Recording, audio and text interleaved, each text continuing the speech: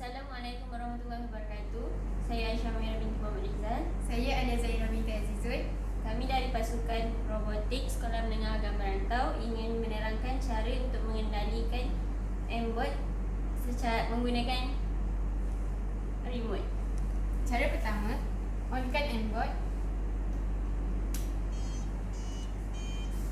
Untuk memastikan mBot bergerak di atas litar yang disediakan, tekan butang C.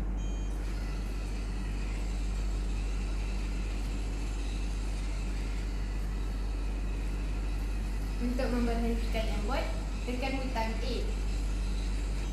Butang A juga berfungsi untuk mengawal mBot secara manual. mBot akan mengeluarkan lampu berwarna kuning apabila dia bergerak ke hadapan, ke kiri dan ke kanan. Manakala mBot akan mengeluarkan cahaya berwarna merah apabila bergerak ke belakang.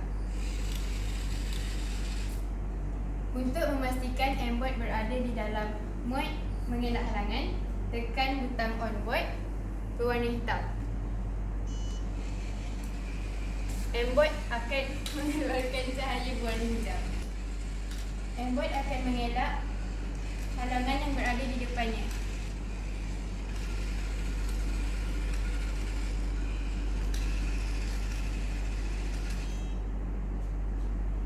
Itu sahaja dari kami. Sekian, terima kasih.